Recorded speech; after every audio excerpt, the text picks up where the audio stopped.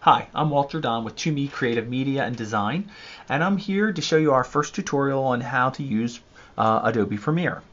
And actually, the reason I'm doing this is one of my clients, I was training one of my clients the other day on how to use Premiere, and he asked me, he said, is there a way for me to reference anything if I'm having problems and you're not here by my side? And I said, well, no.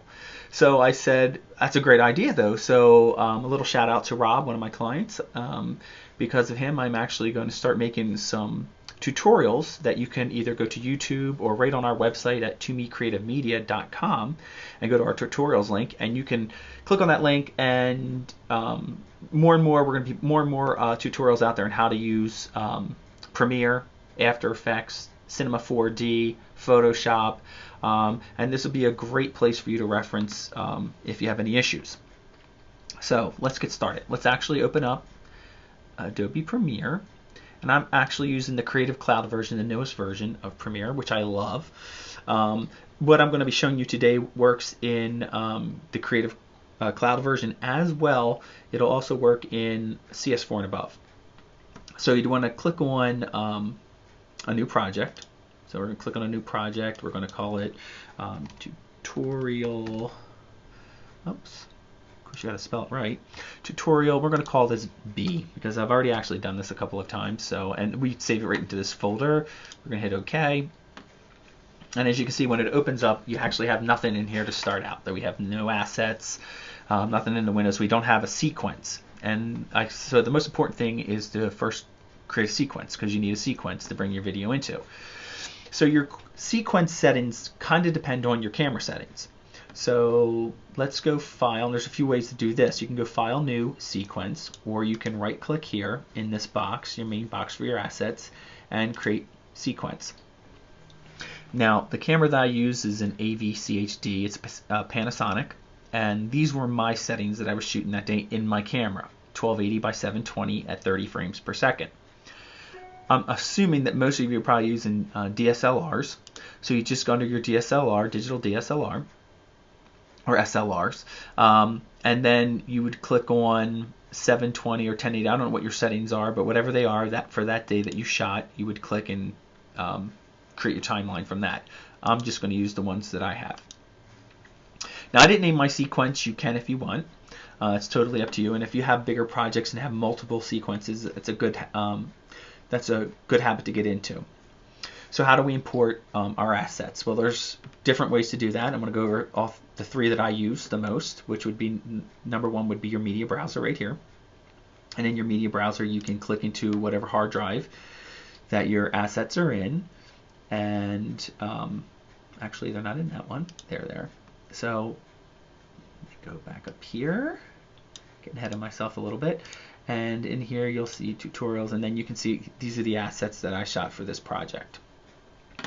So you can click and drag them in, or let's say you want to view them first, you could double click in here and it'll open up the file here first. So if you want to make sure that this is the file you want to import, you can actually scrub along to make sure first.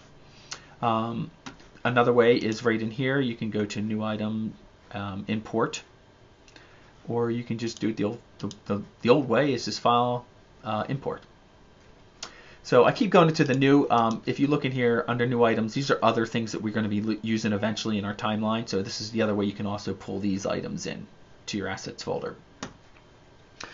So as well, you can actually create a folder. So we're going to call this bin 1. So if it's a really big project, let's say you have your Adobe files going here, and you have camera A files going here, camera B files going here. For our project, we don't need this though.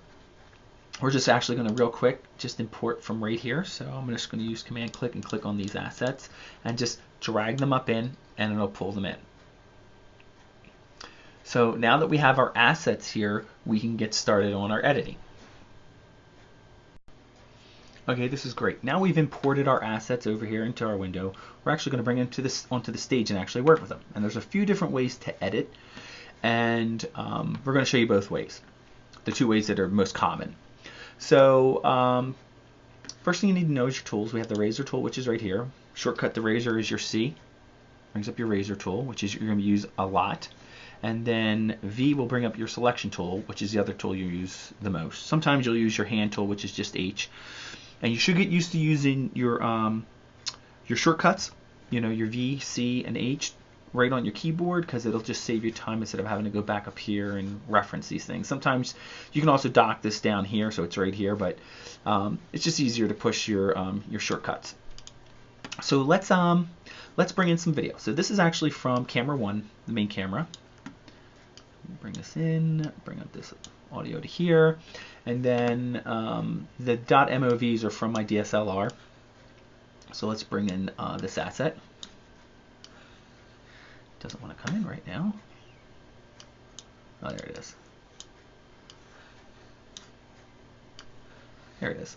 So let's bring this in. It's actually brought in both of the DSLRs, and we actually only want this one for right now. We're going to match that up a little later on. So the first thing we want to do is match up the audio, not the video. Reason being, to match up video, we'd have to turn this eye on and off and try and keep matching things up. Would almost be impossible, and honestly, it never works. So it's much easier, and that's why we always leave the audio on all the cameras on, so we have a reference point. In fact, a lot of times in movies you'll see them use a marker where they slap the thing down and say take 1 or take 56. It's just a point or reference in time for sound, and for them they have digital clocks on them, so they could match up video there, but we're just going to assume that we don't have all these fancy tools, so we're going to match up our sound right here. So you can see if we click on the top one, it slides it around, the bottom slides it around. The bottom being our main video, we're going to lock it in place so it doesn't move, because we want to match this to this. So our top video, which is camera B, and call it camera B, we're going to see less often. So we're going to do most of our edits on it. In other words, we're going to reveal it when we want to reveal it. The bottom one will always be revealed and just concealed when we actually reveal the top video. It'll make more sense here in a minute. So let's actually stretch out our timeline and start looking at these sound files. And if we grow this a little bit, you can see a lot of similarities in our sound files right now. So the first thing I'd like to do is reference something, of course, on our main timeline, which would be this one. Audio 1 goes with video 1, and we're gonna lock audio 1 so we can't ruin it. I'm just gonna unlock it right now so you can see it easier, but normally you can lock it if you want. That way you don't make a mistake and cut it. So let's find a word to match up. So let's find out when I actually start this video. So let's mute our bottom one. And depending on what version you have, you may not have a mute, you may have like a little, looks like a little microphone or a speaker. You just click on it to mute it. So let's grow our timeline. You can see how I'm doing that. This is the same on all versions. You just pull and stretch this. Tighter gives you a lot more. This gives you less. So you can see a lot of similarities here. So if we just bring this over, actually wrong way. So we can't go past 0. So what we could do is just use our cut tool. See, cut the video right here. Hit V. And delete this first section. So why are we doing this? So we can actually move this video forward to match up. You can see we're going to try and match this up with this, because I got a feeling that's what we're going to be somewhere in there. Now this looks great. If you look at this looks all pretty lined up, but in reality if we turn on both of these there'll probably be an echo. So you hear that echo means your audio is not matched up correctly. So really stretch this thing out here. Really small like this. And then you can scrub along and just find, good point here. Let's go back just a little bit. You can see that these hills, I call them hills or mountains, should be moved over a little bit. So this bottom one, which is our second audio, needs to come back just a little bit. Bring it back a little more. And now I think if we play this, they should be kind of close to matching.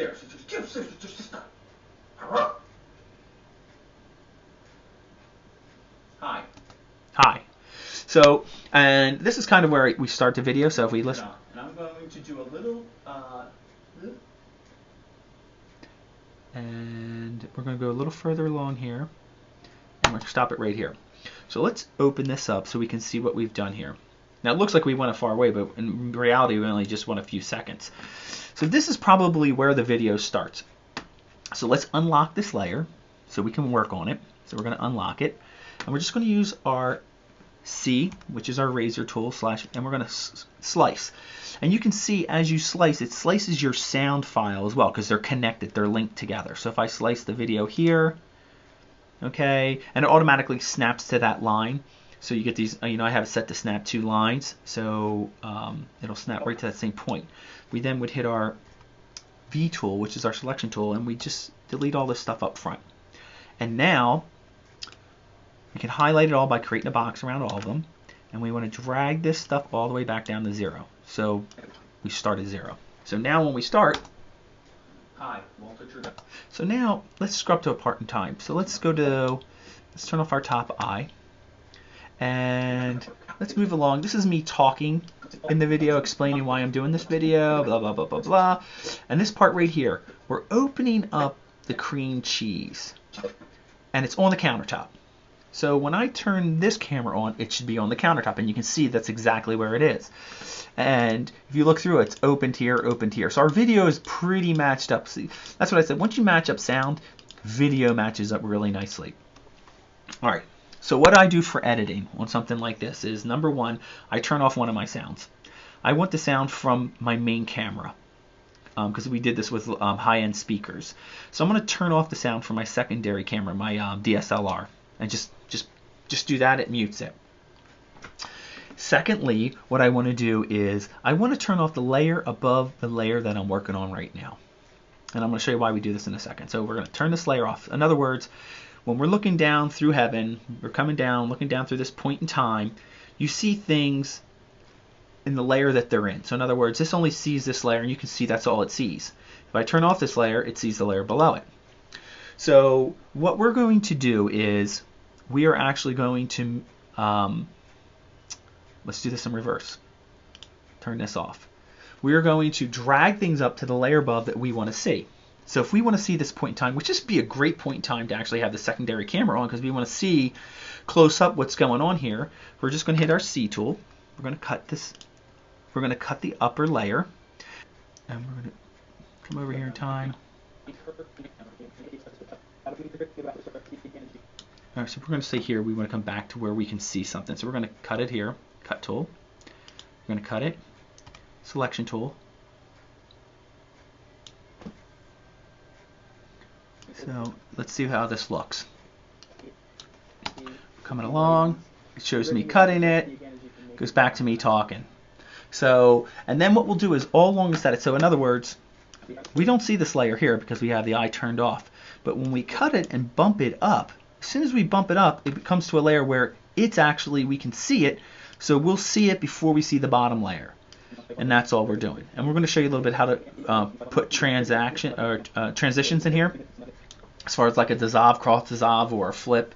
A lot of times in video on TV, they don't do that. They just do a cold cut in, cold cut out. Shows you real quick, and then just goes right back out. The more assets or transitions you add, the longer your video, the longer rendering time and stuff like that. So you can see that's just a few seconds in time. So let's scrub along a little further and do one more just so you see how this works. So now I'm mixing this around. I'm talking again. I'm getting ready to add something else. I'm adding the mayo. So maybe here when we're adding the mayo, we'd want to see this. So again, we go to our C tool. And then we scrub along.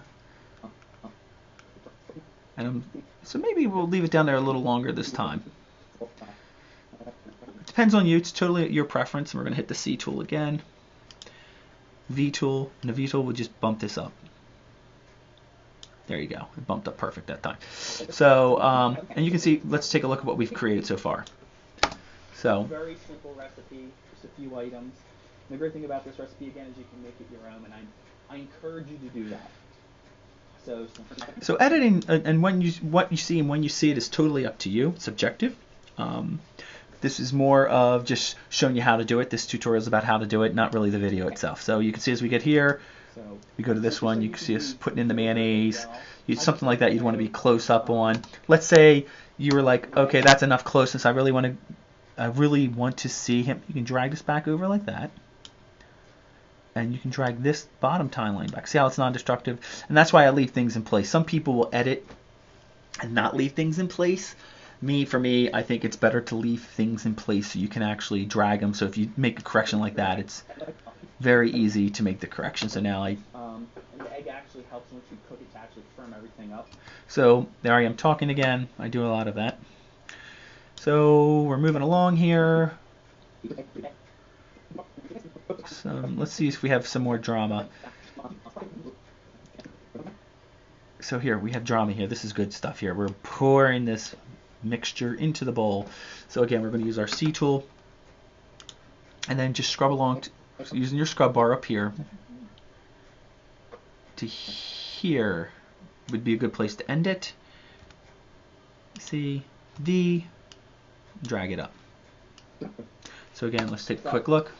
What we're going to do is make some room here on the counter. Just take this and we're going to dish it out into this pan. And you do not have to grease it. Again, the mayo and cream cheese is pretty much self-greased. And then it goes back to the video when we put it down. So, and then there's a point in time here towards the end. Really keeping it up and letting everything melt together. There's nothing in there that has to be cooked all the way through. It just, when it all melts and combines, it's delicious. So we're going to pause the video. This is a great place to pause. And again, this is be part of our tutorial on how to splice this all back together. So pause the video, wait about 15 minutes, and come right back at you. So this is where obviously there's a great place that we're actually telling you this is where we're going to pause. So you just take your C tool again and cut down on both of these, and it actually cuts the layers below. As you can see, cut the sound and your time, and then you hit your V, delete, delete. And now we're going to show you the second way to actually bring video into your scene. This is how most people that do a lot of editing do it. This is how I normally do it, is you can double click on this asset and it'll bring it up here in this window. And then you have what we call in and out points. So we want to mark our in and our out. So this was an add-on that I did. I wasn't planning on doing this. It was about cooking bread. And you can see here, if I scrub along, you hit play on this, you can actually see real time what's going on. I can get to a point in time.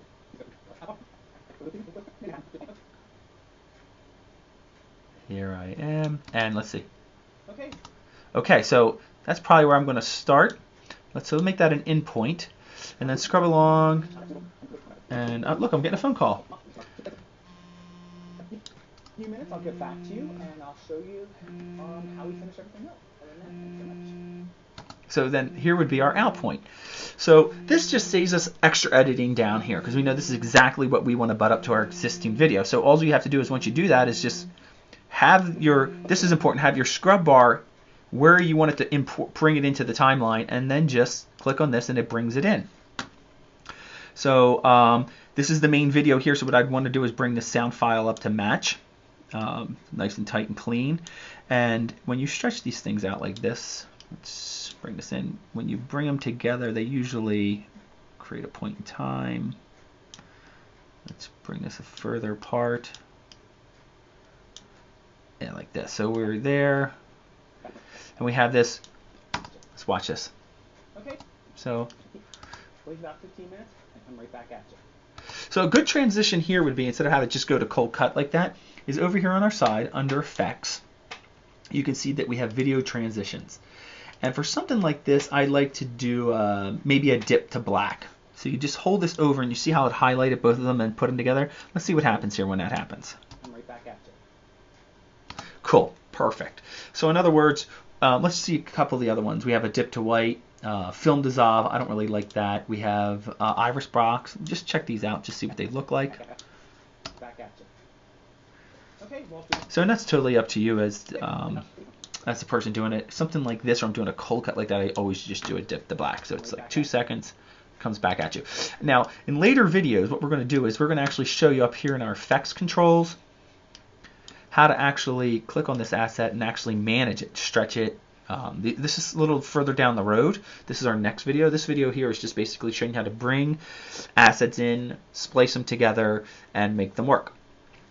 So now, if you remember, I told you I had a few videos. We have another video of that second one as well. So just to recap what we were working on, let's actually double click on it, bring it into this window, and trying to find the start point for it.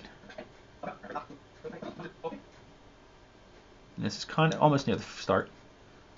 Okay. So it was okay. So let's in point. Just to go over that again. Blah blah blah.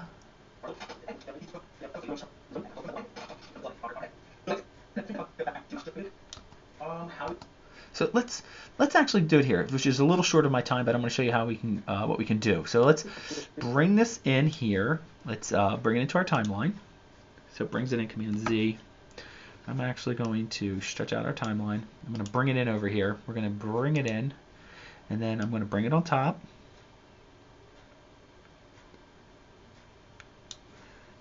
Bring this up, and then we're going to match up sound again. So we're going to probably pull these apart to match up the sound, because we got to match this audio up too. So it's like we're starting over again.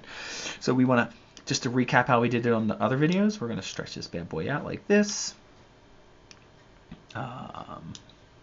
Try and find inflections that match, and you can see where they are right here. The bottom video, we're going to lock it in place. We're going to lock this in place because that's kind of what we don't want to move. And we're going to move that top video over to match, and we're going to really stretch this thing out. Come back over to the beginning, and you can see this little line right here is kind of, and if we bring our marker over, we can see we're just a little bit off. So we'll come back over just a little bit. And now if we listen, it should be, let's listen to both actually. Okay. So we're hearing an echo. That's not good. So that means we just got to come over just a little bit more. Okay, Walter, I'm coming back at you. Now see how we don't hear any kind of echo? That means our sounds match up perfect.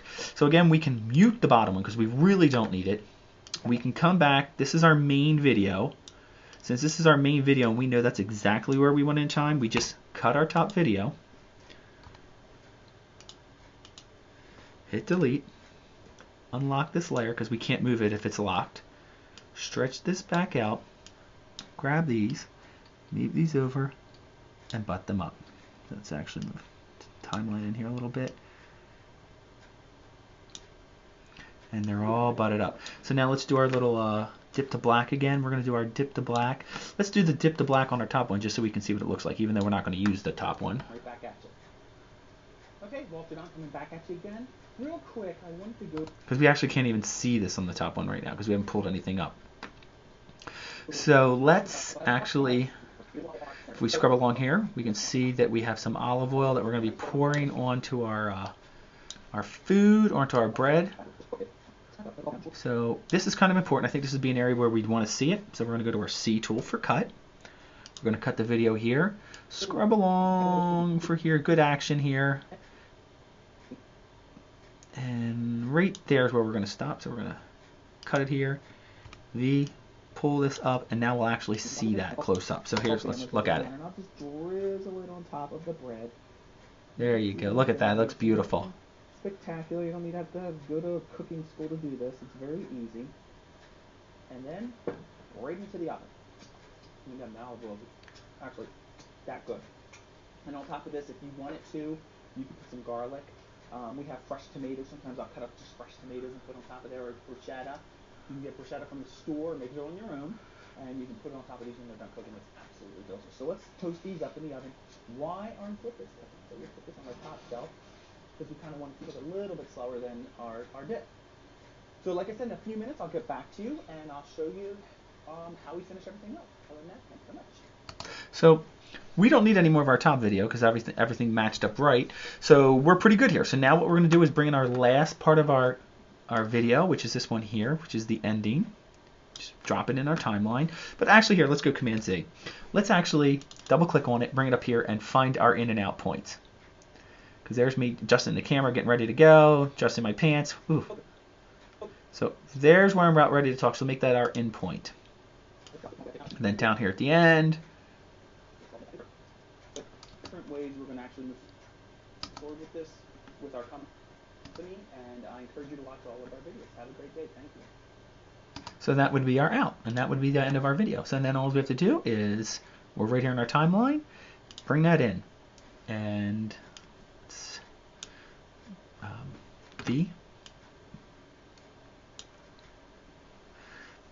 let's make sure we have no gaps here. And again, I would do probably How we finish everything up. do again a dip. This is just my preference. Okay, everyone, we're back, and I'm excited. So let's go check on our dip, see how it's coming along. So I didn't do any upper video or close up on this. This is more just because it's a tutorial. I just wanted to show you at the beginning how to do this. So we've gone over a few key things on this video. Number one, how to import video. Again, there's 3 different ways to import it. You can use your media browser here. You can right click here, import right from here, or you can come up here, file, import. So you just go to import here. As well, you want to know about your tools. V is your selection tool. C is your razor/cut tool. The 2 tools you're going to use the most. H is your hand tool, and you want to start working on using those tools as much as possible. Before we actually end this video, I thought I should show you first what to do when we get to this point. Now we've got all our videos in here. We've done some editing. We got it to a place where we like. And it's totally subjective. It's totally up to you. Finished is a relative term when it comes to video. It's what you were looking for as the videographer. But we need to get this out on something. So we don't have an intro yet to this, but we will create one in our next video. That's part 2 in this tutorial. But we need to render this out so we can take a look at it. So what we'd want to do is come up here to File, Export, and then Export Media. And then we need to choose what we want to export this to. Do we want to make a DVD? Where are we going to use this? We want to make a flash video file for this. Are we making a Blu-ray? And these would need obviously other softwares like Encore. And if you have the Adobe Suite, you would have all these. But that's understanding what you want to do is, I guess, or how you're going to use your video is the most important. Make a quick time. This would be a very large file size. So we're going to actually export this for the web. So we're going to be using this on the web, and I'm sure most of you, that's what you're going to be doing. So H.264 is a high quality, it's an HD version of this film. It's a true HD. So settings are set already based off our sequence settings. Down here, most of these things you can leave alone. Sometimes I'll actually make this 2-pass. If I'm looking for a little better video, you can see the difference, 1 pass or 2 passes, and then you come down here to file size, and this file is 12 minutes long, would be 603 megabytes. So then we choose where we want to save it to. It's one of my clients, so we're going to actually go out here, go down to, boop, this is for our new website, under our tutorials. Tutorial 1 is what we're going to call it. We're going to hit save, and we can rename it once we put it on the web anyhow. If you want custom settings, obviously you can save this for everything and have everything in YouTube. I don't know about the older versions of Premiere, how much they have in there as far as that's concerned on the custom settings, but CC has it all. So once you're done, you can queue this to a renderer. So let me show you how that works. Like, let's say I wanted to do, for instance, when we do this, it's going to open up, give it 1 second here, it's going to open up another window, and you can see this is opened up Adobe Media Encoder CC.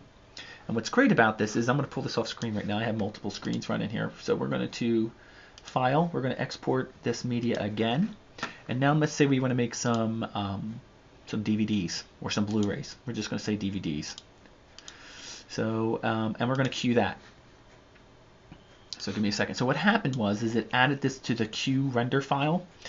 And what's great about this is you can set up a bunch of these. Like you can have your Blu-rays, your DVDs, and then just hit this one button, and it'll do it all at one time. So you can just walk away. So I'm going to render this out. So we can see the final thing here, and this will probably take about 10 minutes or so. Actually, look, it's telling us exactly what it's going to take, about 12 minutes. It's almost the length of the video to render out. So we're not going to sit around here for 12 minutes, but that'll be where we start our next video at that point, and then we're going to show you how to make some titles, some intros, and stuff like that. So other than that, have a great day.